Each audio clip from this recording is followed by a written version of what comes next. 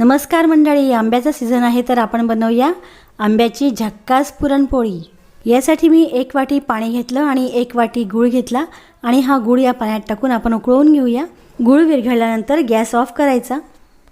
2 वाटी रवा घेतला, जाड बारीक कोणताही चालेल, आणि कढई तापवून त्यामध्ये हा रवा घातला। त्यामध्ये 2 चमचे साजूक तूप घातलं आणि कमी तुपावरच हा रवा छान खमंग सुगंध सुटेपर्यंत परतवून घ्यायचा आहे। झक्कास गोडसर आंबे घेतले 4 आणि त्याचा आपण रस काढूया। रस काढण्यासाठी याच्या फोडी फोडी केल्या आणि मिक्सरमध्ये याचा रस तयार केला। गुळाचं जे आपण पाणी बनवलं होतं, गूळ पूर्ण विरघळू द्यायचा आणि त्यानंतर हे पाणी आपण गाळून घेतलं आणि त्यातच आंब्याचा रस घातला आणि हा थोडासा गरम केला।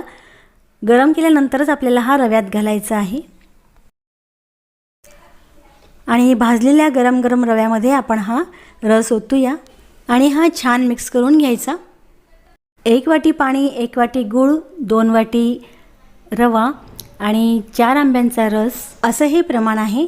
तर हा सांजा जरा अगोड होतो, तर तुम्हाला गोड हवा असेल तर तुम्ही अर्धी वाटी साखर यामध्ये मिक्स करू शकता आणि 1 वाटी गरम पाणीसुद्धा यामध्ये आपल्याला घालायचं आहे। यामुळे सांजा छान फुलेल। असा हा आंब्याचा सांजा तयार झाल्यानंतर थोडासा गार करायला ठेवायचा आणि त्यामध्ये घातली आपण इलायची पूड आणि हे छान आपण मिक्स करून घेत आहोत। पुरणपोळ्यांसाठी आपण जशी कणिक भिजवतो त्याप्रमाणेच आपल्याला कणिक भिजवून ठेवायची आहे।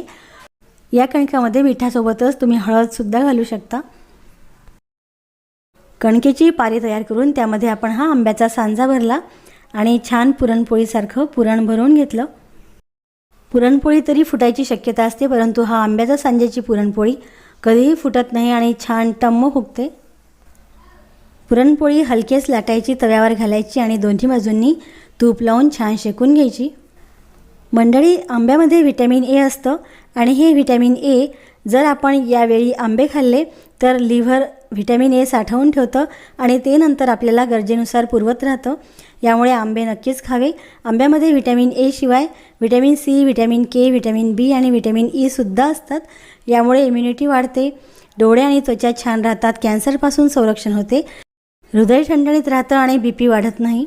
आंब्याची रसाची अशी मऊ लुसलुशीत पुरणपोळी तयार झाली आहे। यासोबत मी केली आहे मटकीची लाल भाजी आणि सोबतच खीरसुद्धा। भन्नाट अशी रेसिपी आवडली ना तर मग करून बघा आणि चॅनलला सबस्क्राईब करा। बाय।